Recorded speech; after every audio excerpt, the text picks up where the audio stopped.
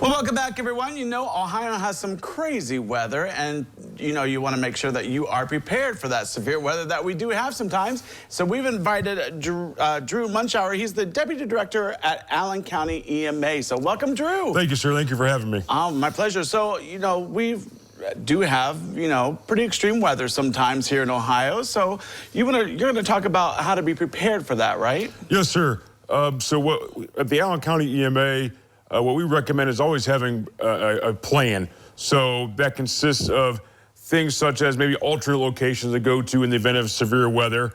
Also, having plans to get in contact with loved ones that may not be able to aid themselves at times, having a plan to check on those loved ones. But first off, got to make sure you're able to take care of yourself and your family before you worry about taking care of other folks. Also, sustainability becomes an issue in terms of having enough supplies. Kind of the general rule of thumb is a 72-hour period, and a lot of people think that's just food and water. However, if you have medications that you may have to take on a daily basis or multiple times a day, ensuring you have enough medication to last at least a 3-day period in the event you can't get to your family doctor or to the pharmacy to get those medications. Yeah, so it's a good idea, especially with those medications, because it's something that a lot of people don't think about, I'm sure.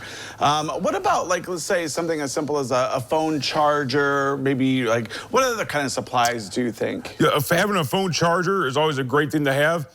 Even some of those things you see nowadays where you can charge a portable charging pack to take with you in the event you may not have electrical capabilities if it's a severe enough storm. I know landlines, a lot of people think those are things of the past. Not a lot of households tend to have those anymore, but those are still vital instruments to have if you do have those. Those can still be of use. I know they're not a popular thing anymore. However, those are a good thing to have in your homes as well. Yeah. So Ohio has been getting more and more tornado watches and warnings the past few years.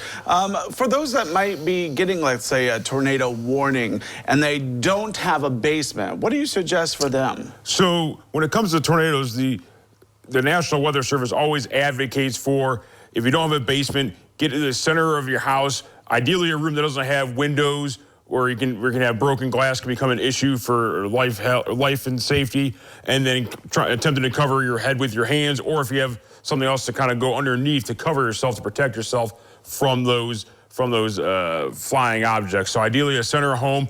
Ideally, if that center room is a brick wall or block wall that doesn't have items that could become essentially projectiles that injure individuals. Yeah. So a lot of, when we were talking about a kit, is this something that you would suggest, putting in a bag maybe at a specific location that the whole family knows where it's at? Yes, that is a great part of a plan, to have a kit centralized in the home where everybody in the home knows where it's at. Also, having similar kits in vehicles, because there might be a situation where evacuating your home may be the safest option. So having those kits in your vehicles, within those kits having flashlights, having alternate means to charge communication devices, as well as that food, water, medications, blankets, things of that sort. So have those in your vehicle as well.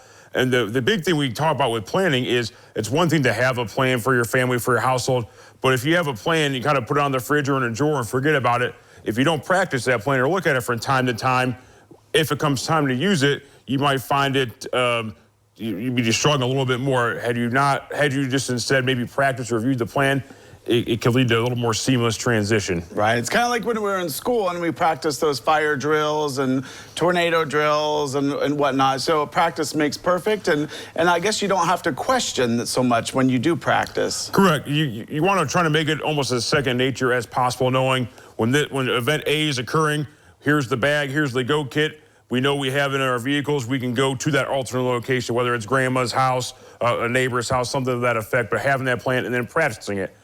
We also at Allen County EMA always try to remind our residents this time of the year and throughout the year, the community warning sirens, as folks tend to call tornado sirens, but they're community warning sirens.